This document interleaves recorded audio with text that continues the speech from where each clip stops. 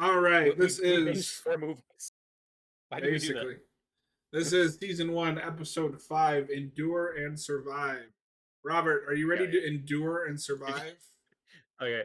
Did you say season 4, episode 5? Why do you keep putting words in my mouth? I am positive that is not what I said. In 3, 2, 1, play.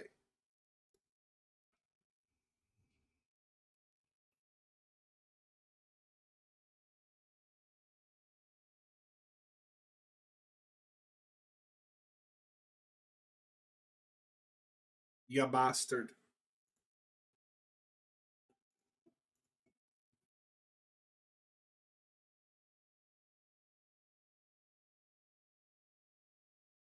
So, are you generally a pro opening credits guy for streaming shows like this, or do you use the skip intro button often? If I'm binging it, like on my own, I skip it after a few episodes. But that's not just binging like any show. I like opening credits when done well. Like I miss the days, the Buffy opening or the Angel opening. Mm-hmm. I The just need to Smallville. see it. The Smallville opening. I don't want to watch the Smallville opening 20 times in a row. I've had to do that. No, because John, most healthy, sane people don't watch 20 episodes of that show in the span of 24 hours. Some would encourage against it. Fine.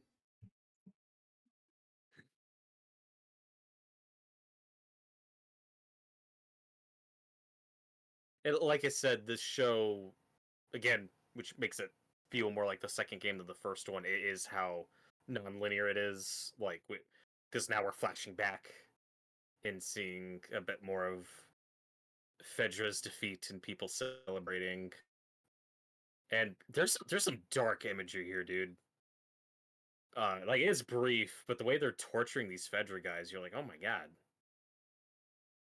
Like the sick evil that people are capable of in these situations.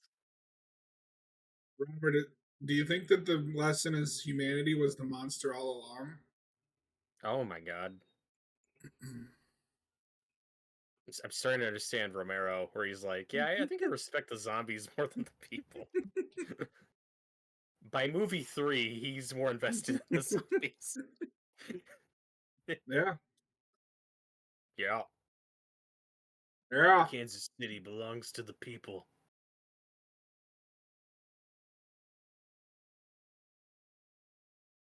Now, this is a big departure that some fans said was change for the sake of change. I disagree. I think this version of Sam is wonderful. And I don't mind that he's deaf. I am in the middle. I don't mind it, but at the same time, I don't think it adds anything. For me, it just makes a lot of those personal interactions just all the more intimate. Is what these characters have to communicate. When he can't talk and can't hear, and what it adds is emphasizing this being such a pure, innocent character, which he isn't really in the game. In the game, he's more of just a companion for Ellie.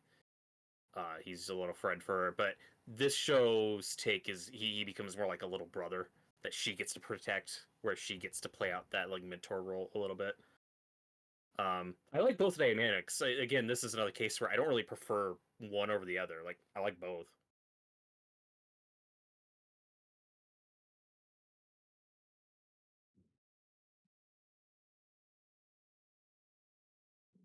And I know some fans didn't need all this backstory, like they didn't need a personal motivation, like a thing that Henry did that was a mistake that leads to all this. I think it's fine. I like the personal Mind motivation the for these villains. the backstory. It gives you a reason to be like invested in. If you're gonna have put so much time on these guys, Right. Yeah. And again, it's that there's a lot of Last of Us 2 in this season of the bad actions people take for I at least think initially good that is reasons. something that could be a detriment. Is this doesn't feel like it's written by the people who made that first game. It feels like people written by the people who made the second one, for better or worse. I don't Mhm. mind it, but if you're going and just expecting the first game, obviously people's philosophical ideas have changed since Mhm. 2013. Right. And they just weren't thinking about a lot of stuff when they were making the game because it's also a fun action game where you get to kill a lot of people, and that's fine.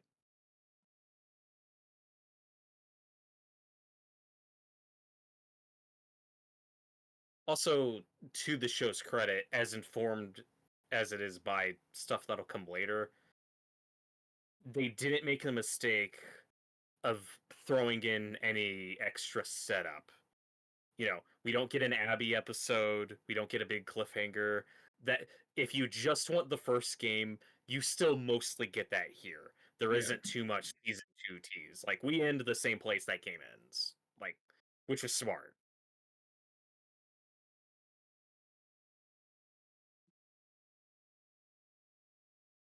And with that second game, as much as I love it and how just grand and epic and ambitious it is, do you think in hindsight maybe we could have split that over 2 games, or are you totally fine with the way it is? Oh, the story of the Last of Us Part Two. Yeah, because Um, we both like the game.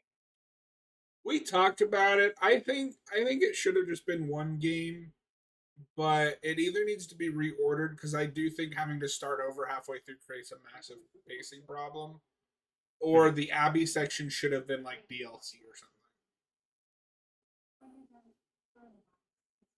And like I talked about earlier, we don't have a lot of details on it, but we know there was like a Tommy centric Mhm. DLC that just didn't materialize, partially just because of time and budget. And I I would be willing to bet that's probably going to make its way into the show in some capacity whenever we get there.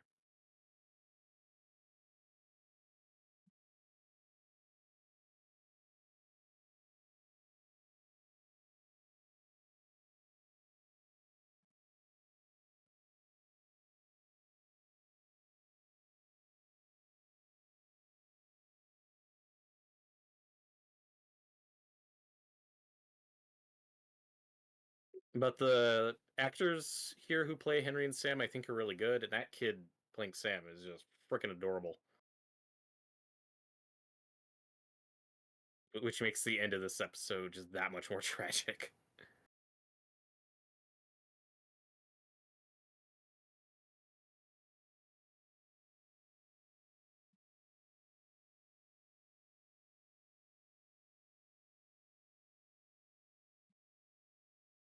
And as far as the gameplay goes, that is a section of the game we do cut down a lot in the show. Is the Joel and Ellie and Henry and Sam stuff. Like you could have spent more time on it, but for me it balances out having these flashbacks where it's just Henry and Sam. Like so they're about even for me. And as far as the timeline goes, even though it feels longer while you're playing it, it's easy to forget that, like, oh yeah, in the context of the game, Joel and Ellie only knew Henry and Sam for like a day. Yet it Mhm. just feels so much longer than that. Are you sure it's only a day? Because I always got the sense Or they've been 2 days. traveling a while. days. Okay. Yeah, well, because they meet during an afternoon, stay there the night. That morning they go out. So and then the following day is when they fucking die. So like that doesn't really count. So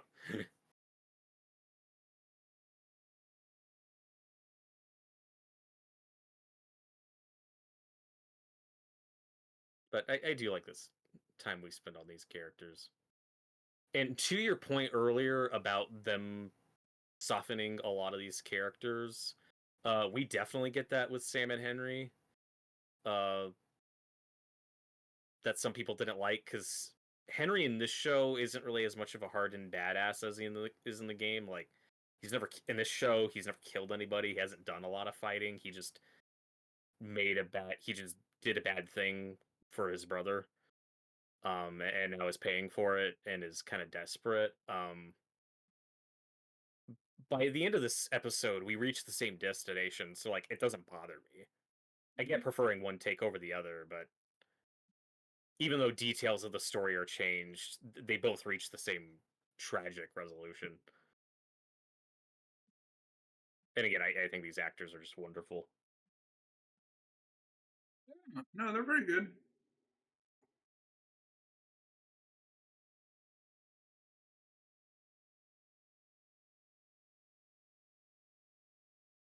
And also, I think something that some fans may have missed, who are like, "Oh, well, that's not realistic. How has Henry never killed anybody or done much fighting?" The big difference between them here in the game is in the game they're drifters like Joel and Ellie. They also came through the town and got ambushed and are on the run. In the show, they're more like Ellie, where no, they just grew up here. They grew up in this quarantine zone, and it which has now just recently fallen apart. And he made a deal with Fedra to sell out Kathleen's brother to get Sam some medicine, and which is now why they're being hunted and are desperate. So if you're just taking it on its own terms in context, like it does make sense. No, I like that is just the cinema sensification of like film criticism. Mm-hmm. If something isn't overly explained to death, oh, this is a plot hole, or I'm clever. Well, another one I heard was like, well, if Sam's deaf, then how is he still alive in a apocalyptic zombie world? That doesn't make sense. It's like he grew up in a quarantine zone. He has an older brother. He hasn't been on his own. Like just again, it's just not taking the thing on its own terms.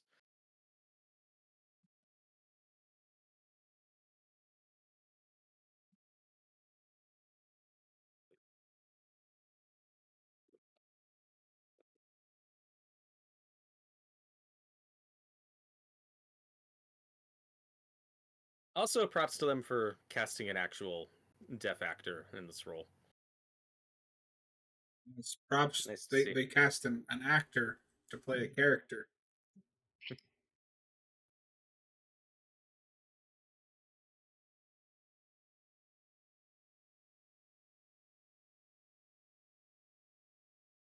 And I had a couple friends who did not play the game, who didn't know where this was going, who were just gutted by the end of this fucking episode.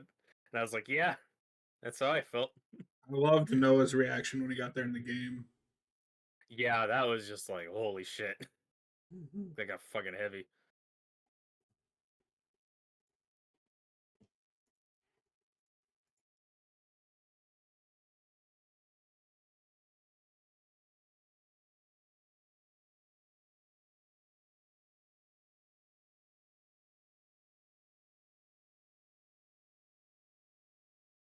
Also, where Sam being deaf actually adds to the narrative, it's, you know, Henry, like, they know sign language. They're communicating through sign language, which is really convenient when you need to be quiet and you're hiding.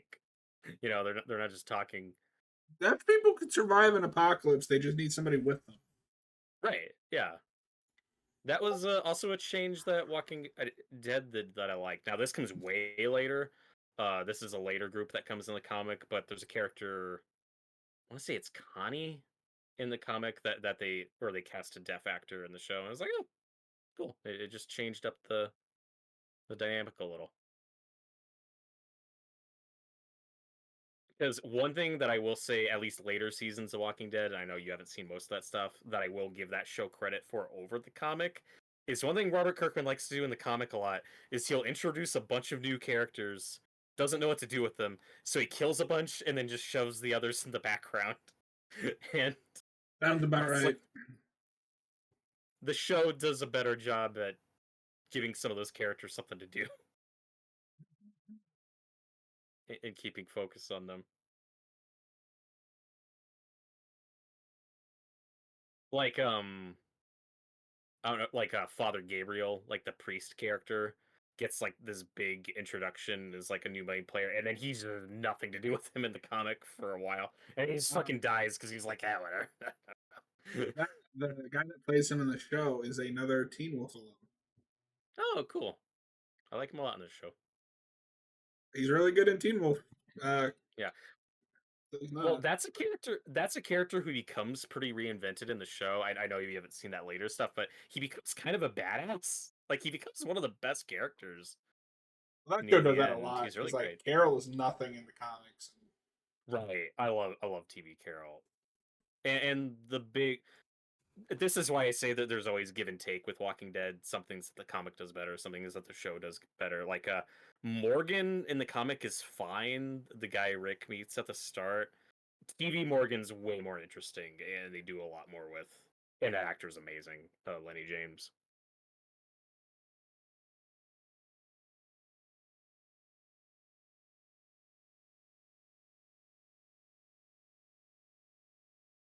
I always love this stuff in shows or games where we see an event we've already seen before, but from a different POV. It just recontextualizes it. Like, oh, Henry was watching them. That's cool. You wouldn't know that in the last episode. I like, especially if you have played the game. I like that they can still throw in a few surprises here and there. But they always kind of redirect back to still giving you mostly the same story.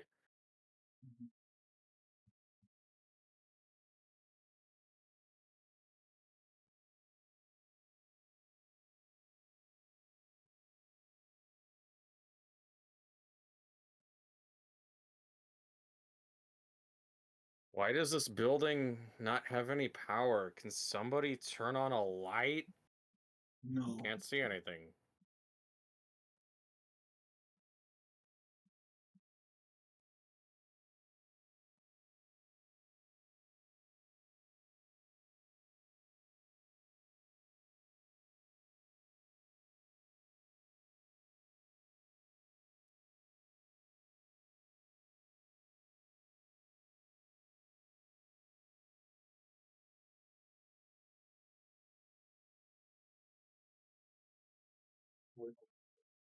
Also, one thing we find out later that I actually do like is that this is all a bluff. Like their guns have no ammo. This is entirely for show. I like the choice. No, that's fine. They're desperate. That's what you got to do when you're desperate.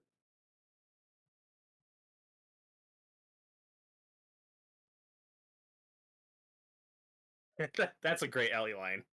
He's like, it's fine. Joel just has an asshole voice. Joel, tell him you have an asshole voice. Look, man, I'm gonna trust you.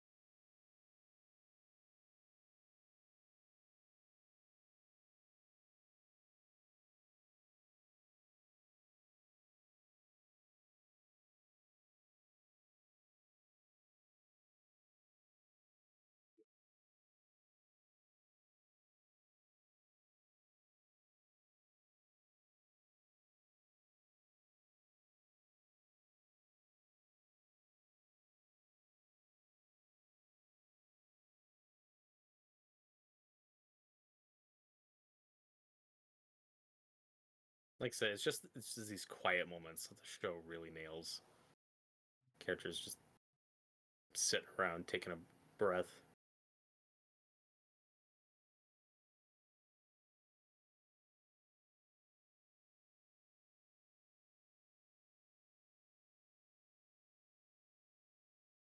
And I love Sam's little like board, like his pad he uses, like that dry erase thing to write stuff. Which again, Hey, they you didn't know what they that pay off reminds me wonderfully. of? The Stand.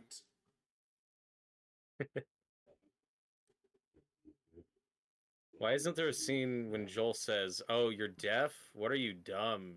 You fucking dumb child. You're deaf and dumb. Fuck you." you deaf and dumb prick. And we're like, whoa, whoa, whoa, whoa. Well, you know what Sam says all the time. MOON, that spells satellite. That's a different character. Or no, sorry, because I meant Henry. I was going to equate him to the other guy. Before anybody gets mad, just watch our commentaries on the stand. It'll make sense there. Or just go watch The Stand. Yeah. Not the Paramount version. No. Watch the 90s or read the book.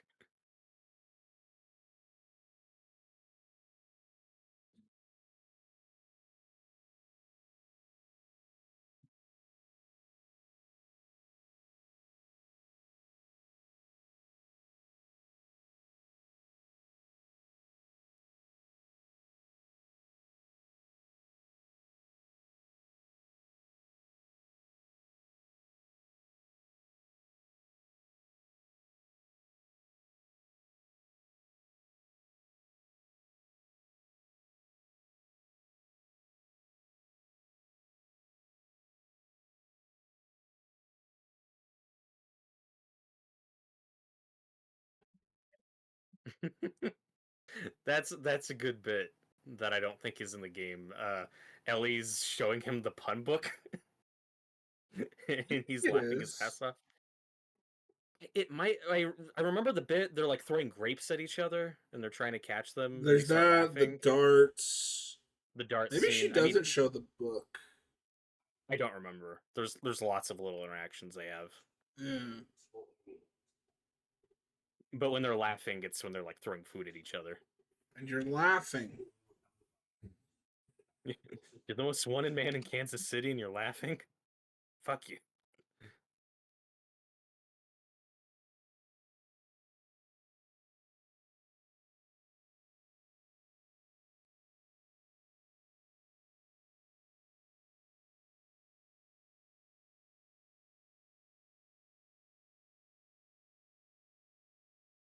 The tunnels.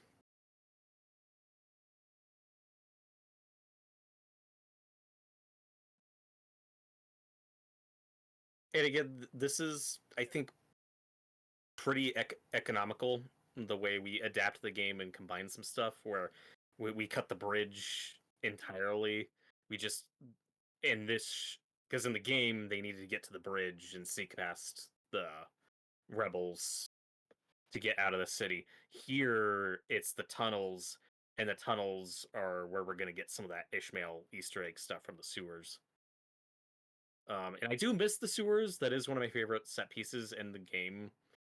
Um, but like what we get here, I think works fine for the show. We at least get a little bit of that community, like the Ishmael Easter egg.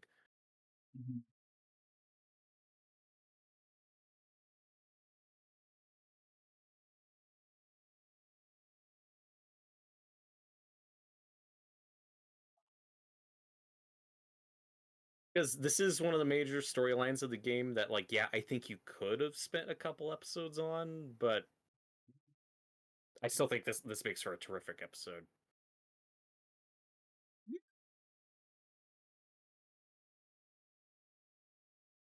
This is And where like some of the Ollie, rush stuff comes in because this is where they cut so many set pieces out from the game, mhm. and it feels quicker.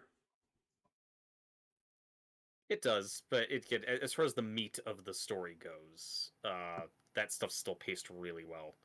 That the relationship between Joel and Ellie is what matters, and it's still paced really well in the show. Yeah, I mean, I'm not hating this. I never hated this, but Mhm. it's like I would have liked to seen a little bit more of the game. Sure. Like I said, they're great companion pieces for me. And I will say, as much as I like this show, I do still prefer the game.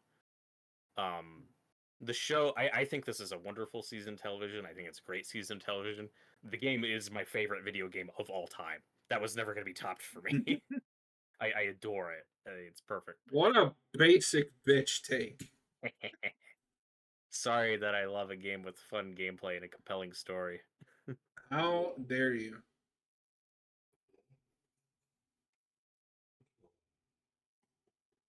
And probably the game I've replayed the most, not counting like multiplayer, non-story Multiplayer. stuff. Multiplayer. Like, That's not what you said. what did I say? You were like multi-voyeur. I was like, what the fuck is that? Oh, that sounds interesting. No, no, no. Wait. That'll be our next channel. No.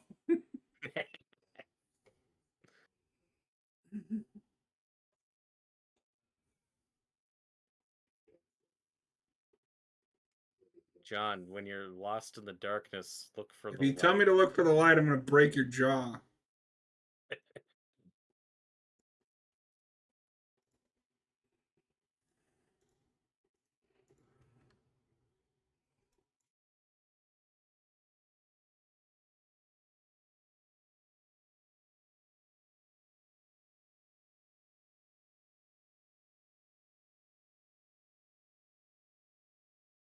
Like I said, I miss the set piece with the sewers, but it's still nice you're able to integrate a bit of that underground community with like seeing in the stuff in the trailers is like yes, like just all the chalk drawings and it's just so cool.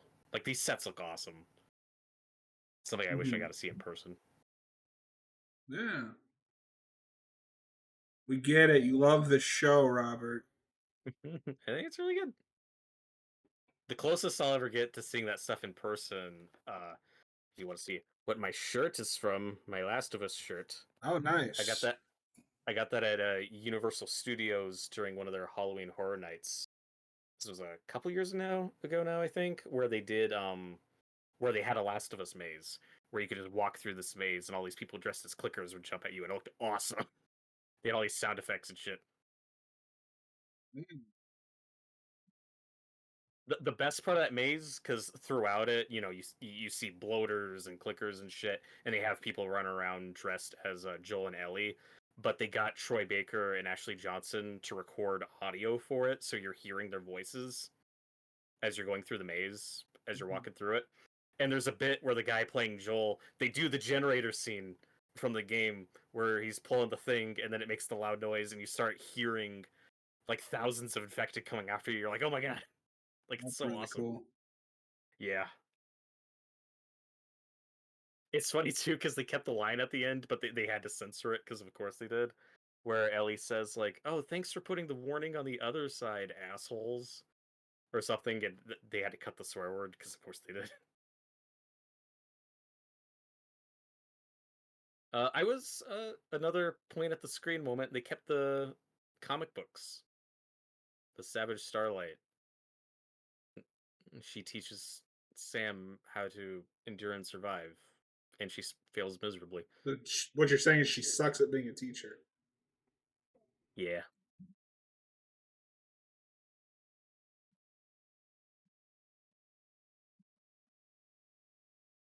To the edge of the universe and back. Endure and survive.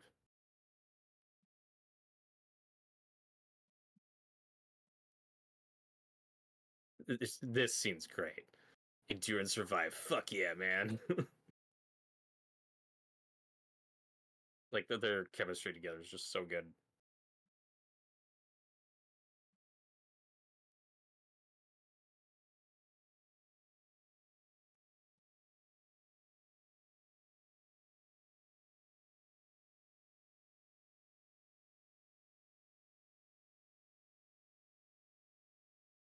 I like this bit. I think this is in the game where Ellie or Sam finds a soccer ball and kicks it, and you get to see them just playing, and it's just a nice No, moment of I don't kids being think kids. there was anything with soccer. It's just the dart game. No, I'm talking about in the sewer section when they find Asia's community. I think there is a soccer ball I don't know. little corner Maybe. somewhere. Again, it's something you can miss. And like I said, I like that you get the little ish Easter egg. You see a couple of letters, but we don't dwell on it. Where if you play the game, you get like that whole story, interactive, optional experience. So again, that's where these are just nice companion pieces for me. Like there's some stuff that's in the show that's not in the game, and stuff that's in the game that's not in the show. Like I think they complement each other nicely. But the meat of the story, the Joel and Ellie stuff, like that's intact. We still begin and end in the same place, and that's what matters.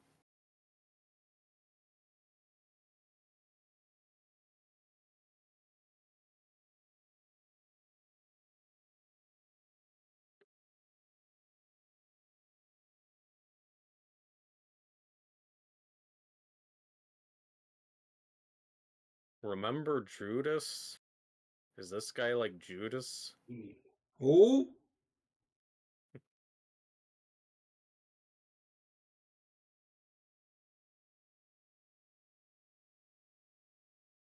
He sold out his friend for pieces of silver.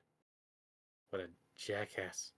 You sold out James and Lily to Voldemort? We would have Through died. your friend.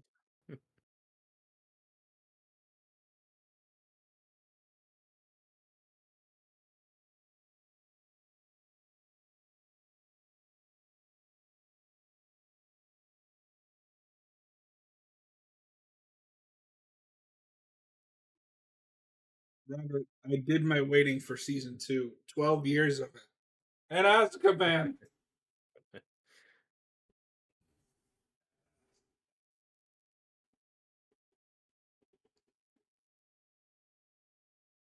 Man, this is going to be a I very juvenile thing for me to say. But part of what sucks about this cutting all the zombies is you really don't get a good balance between the action and the character stuff. I like character stuff.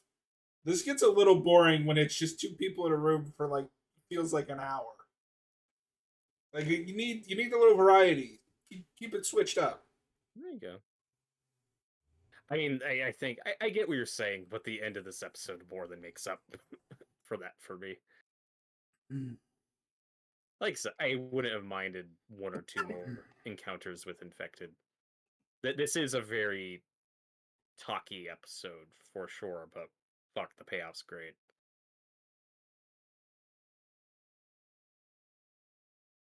Hey, look, it's the window.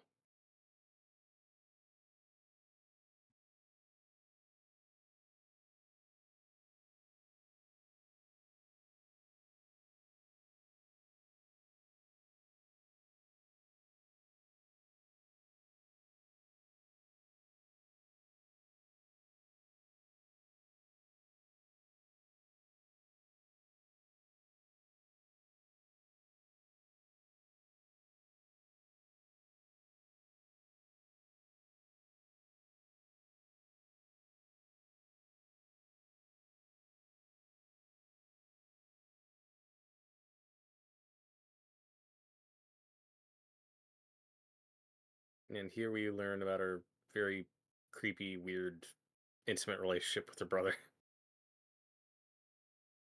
They were really close.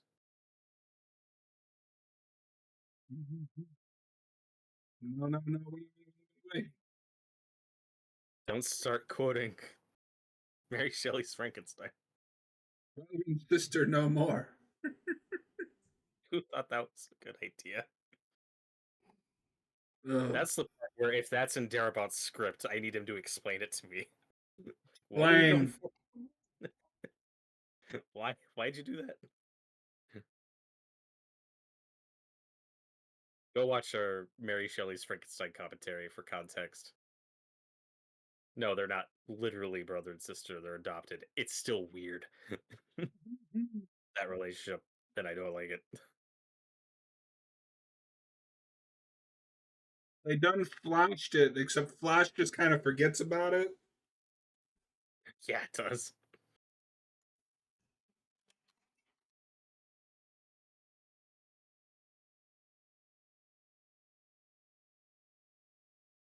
And I do like the way this rebel group is presented, though. The idea that her brother, this leader, like, was a good man, and his fault was not going all the way, and it took him dying for the rebels to, do darker shit and go further to actually win. And then we see where they are now. It's like, fuck, was it worth it? Like, yeah, I'm sure Fedra sucked, but how much of your humanity should you sacrifice for this revolution?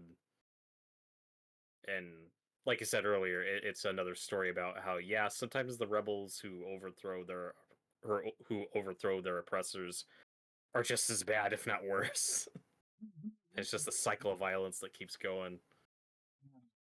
There's a great Doctor Who episode about that. I'll have to send you this clip. Peter uh, Is Capaldi it Capaldi? has an amazing monologue.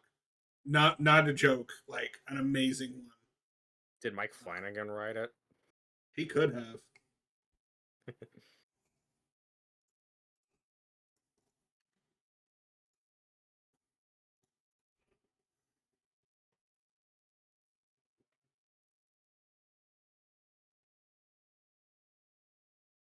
Bank of America. Get that real world shit out of here.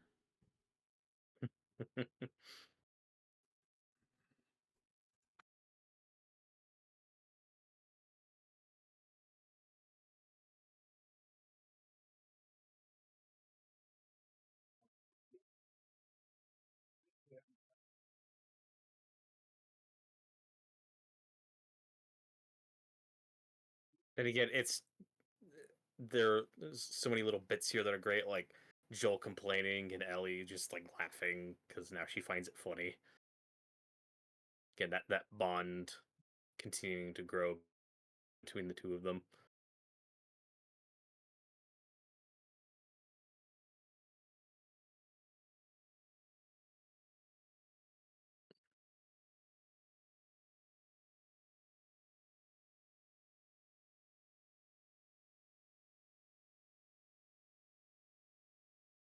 And oh my god, somebody's shooting at them. Remember the sniper sequence? Yeah.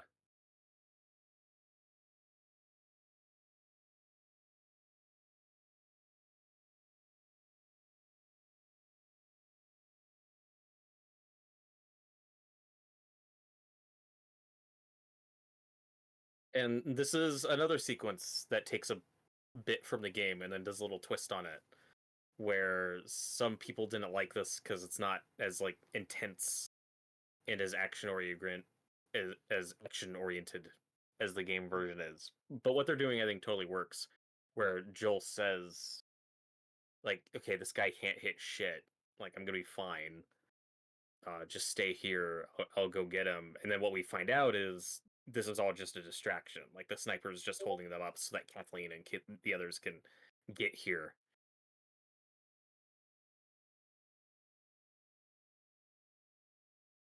Again, the game version is awesome and real intense and totally works. It's another bit where they go for a more dramatic, or I guess you could say emotional angle.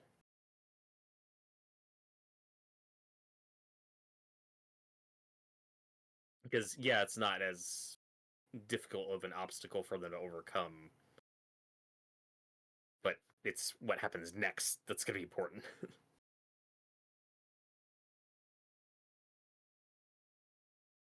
And again, it's just a little twist that I like, where when we get up here in the show version, it's not a guy who fights him and you stab him. Like no, it's just an old guy. It's just a sad old man who's there just to keep watch and to distract them, and is on the radio. Like he has a walkie-talkie, talking to Kathleen, like so he knows what's going on. And I love this bit coming up where this old sniper's like, and fuck it, just kill me. Like Joel does not want to kill this guy, but he does because he has to.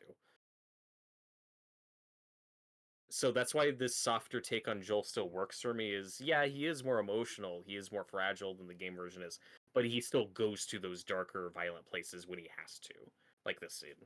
Mm-hmm. Like he says, "Fuck, don't do it, man. I don't want to kill you."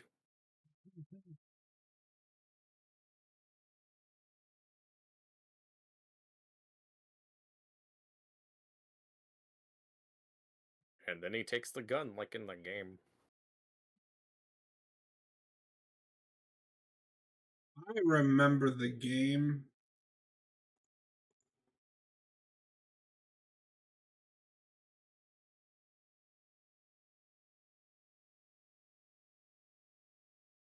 Yeah, like we take two or three of like some of the big set pieces in this area in the game and kind of just throw them all together for this one massive sequence in this episode, but I think it works.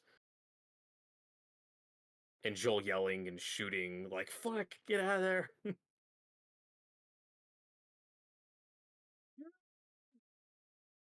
Like this is when the tension really ramps up and you're like, "Oh my god, oh my god, oh my god."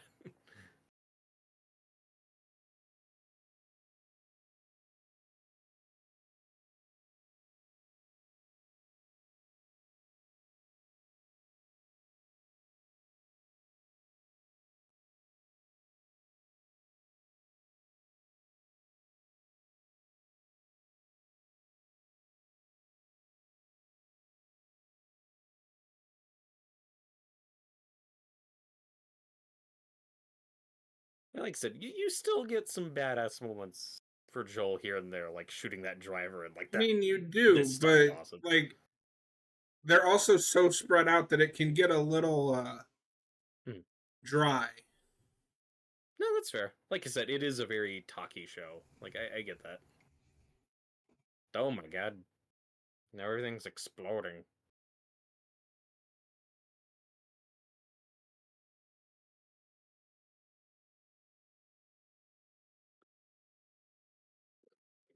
I'm thankful for the fire because now the scene is well lit.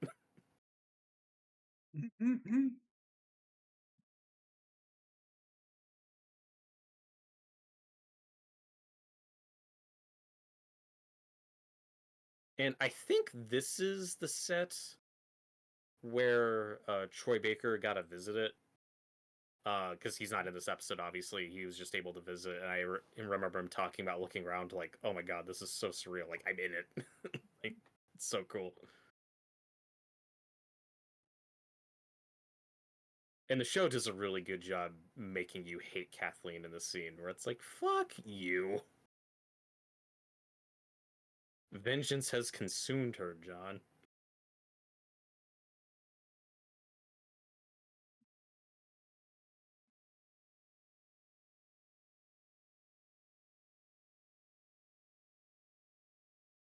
I also think this survival of the fittest mentality she's developed is interesting, where she's like, kids die, Henry. Like, I don't care. Like, he wasn't supposed to live. Like, you're selfish. How dare you try to save somebody you love?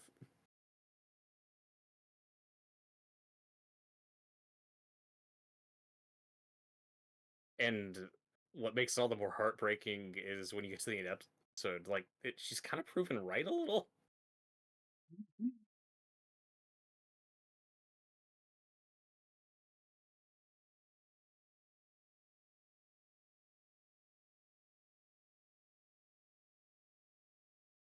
And this is a good moment for Henry that obviously you don't get in the game, where he puts himself in front of the others and says, "Hey, just take me.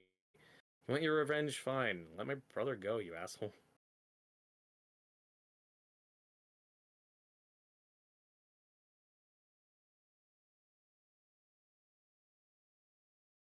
I like the way the fire lights this scene. Oh, it looks gorgeous.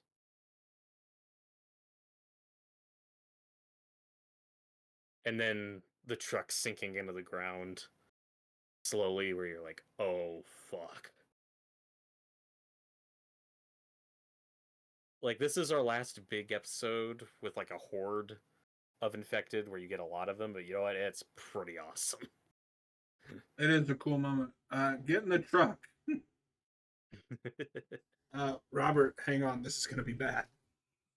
The door locks. John can. Oh my god. That's so cool. Yeah, That's they do a really good very. job at making them just like a force of nature. Mhm. And all these people have machine guns, and they don't help a lot. Nope.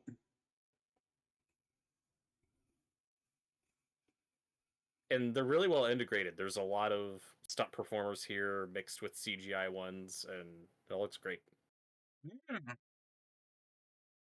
So much chaos, and this is a really badass Joel moment, like him again from the game where he's picking him off, helping Ellie out.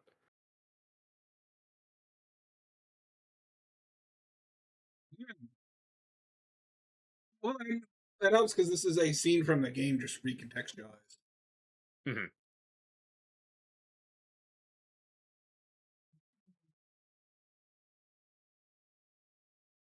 And yeah, it's like Kathleen, you just destroyed your entire community. Everybody who's left at the city is fucked. They are all gonna die.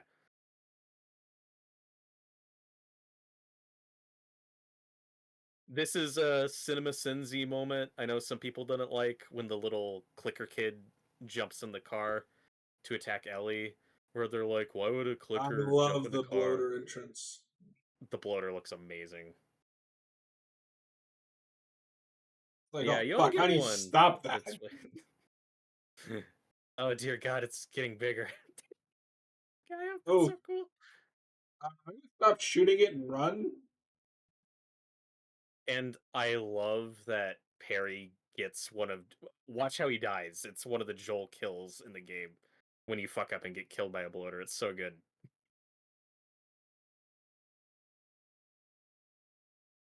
Yeah, Oh he shit, ripped his head yeah. off, dude. Ooh, That's a fun Easter egg. This is the scene where some people are like, "Why does a clicker kid jump in the car? It doesn't make any sense." I'm like, I don't care. It's scary. who cares?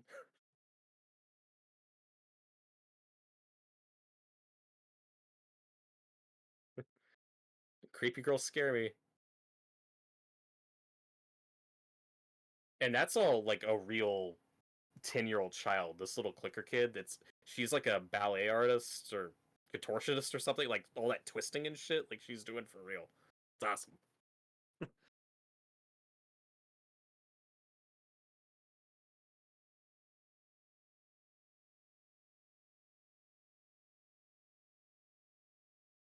And we do get to see Ellie kill a couple with her knife, and that's cool. With the car going by.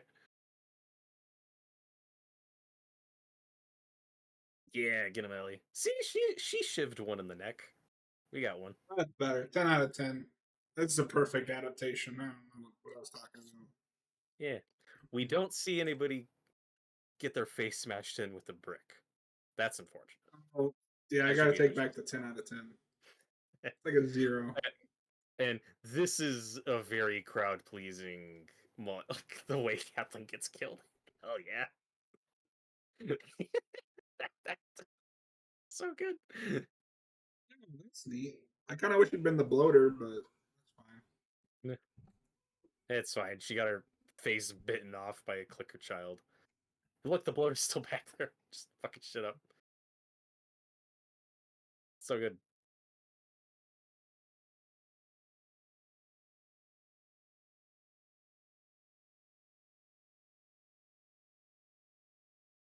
Yeah, that's phenomenal sequence. And I know the bloater, originally they did shoot with a big guy like in a suit.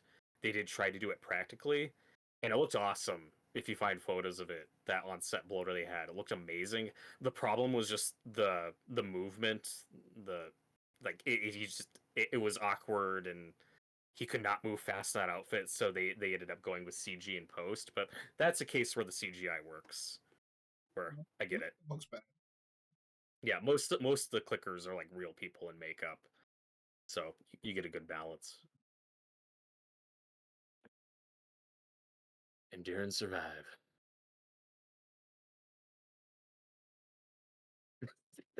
I like that line too. Henry's like, "That's redundant," and Joel's like, "Yeah, it's not great." I,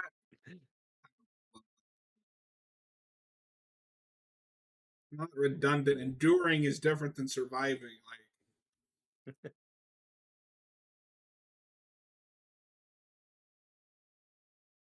They're also not mutually exclusive. mm, But from this point on, though, we stick very close to the game with this story, and these scenes are fantastic. would you say they're stupendous? Oh God, don't say that about this episode.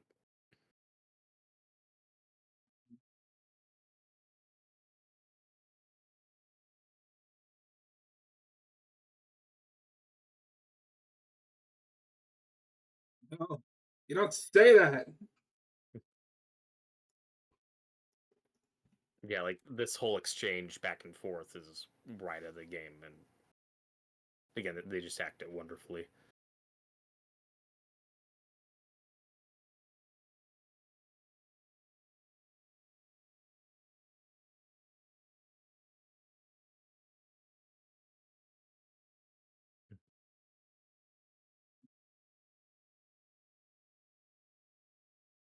There's a big scene where Sam asks like what she's afraid of. First she jokes, and then she says, I'm afraid of ending up alone. Which, spoiler alert, we see happen in The Last of Us 2, and it's really fucking sad. Spoilers.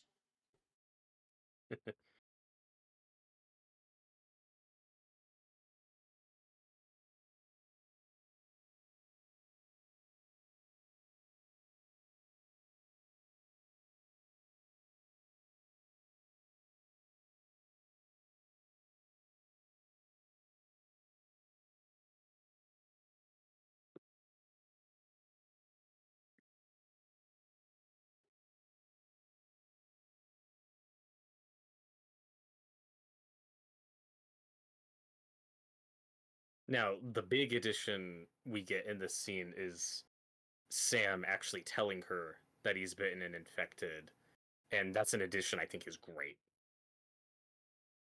It's fine.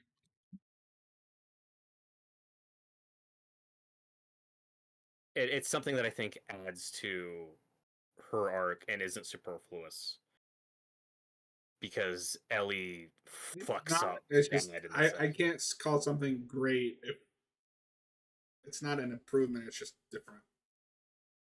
But I don't think it's just different for the sake of being different. It really, I'm not saying it's different for the sake of being different. I'm saying it's a different version. Like they're both good. Mhm. I don't. Yeah, like I like both too. Yeah, but her finding out that he's infected and like, oh, this is my moment to try to heal him with her blood, and yeah, it doesn't work. And it's a very believable naive thing she would try to do, and it also makes sense that she wouldn't tell Henry or Joel because she wouldn't want them to freak out. Um, and again, it's just that childhood naivete of even though she saw what happened with Riley, it's like, well, I got bit and I was fine, and I gave him my blood, so this will work, I guess. I think it just makes it so much more tragic than the game version because in the game, Joel and Ellie are so blindsided by what happens, and here she's like kind of responsible for how this plays out.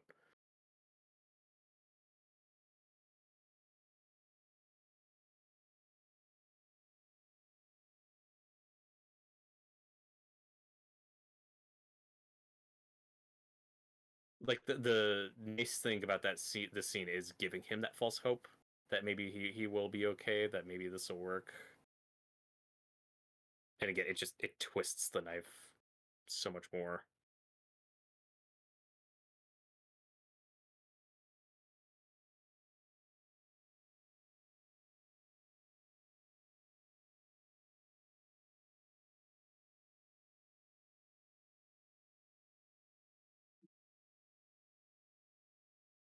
And also where Ellie fucks up in the scene is she promises that she's gonna stay awake with him, and she doesn't. She falls asleep.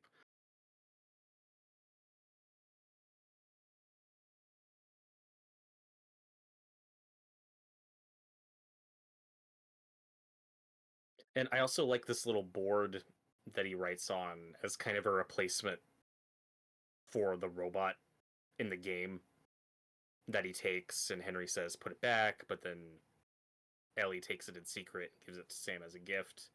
And then later they'll have that exchange where Ellie's like, "Oh man, I forgot to put that stupid robot on his grave." And then you see it in a room in the second one. It's just a thing she holds on to. Here she doesn't. This she actually does leave on the grave, and it's really sad.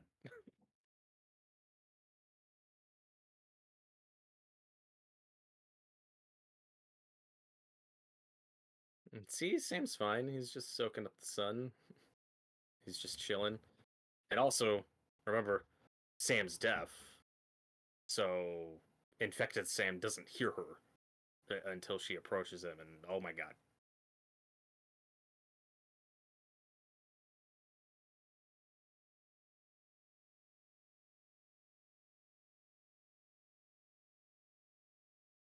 it's very quick, but there's a look on Joel's face where he looks so pissed. Like, fuck you. Like, my girl's in danger. And I can't do anything.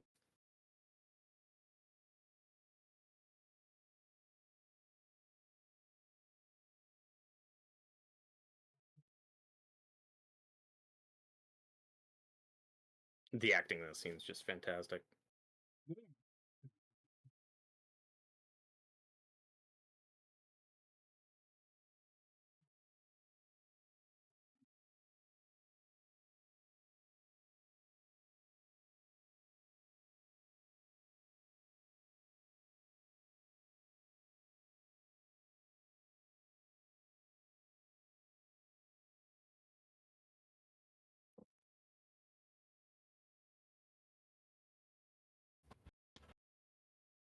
And Bella's just amazing in this scene. That's a change that I prefer. Again, it works great in the game, but in the game, Henry shoots himself. We hold on Joel for a second, and then we just hard cut to black, time skip to fall, which works great. But in the show, when he pulls the trigger, that happens off screen, and we cut to Ellie's face, and we get Ellie's reaction to Henry dying, and Bella so sells that moment.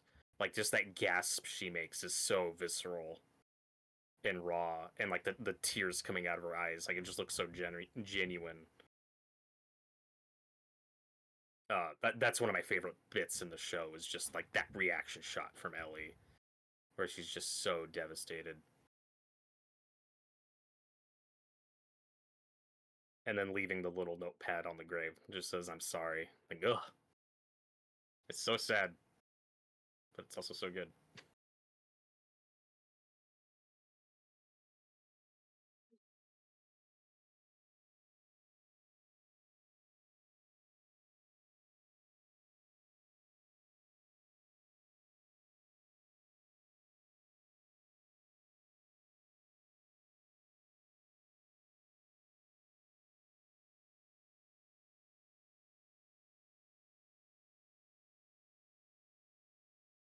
Like I said, all these quiet moments are just so beautifully executed.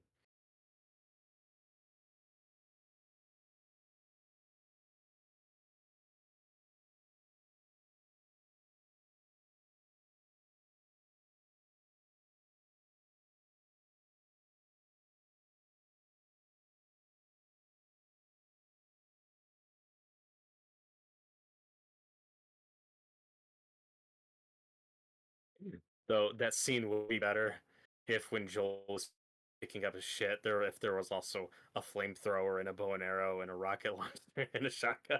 He's just picking up all his shit as the sad music's playing. Well, folks, that was The Last of Us. We're like That was the first of us. Ah. got him. No, that's a really good episode. Great, If great ending. not for anything, if for anything, just for the loader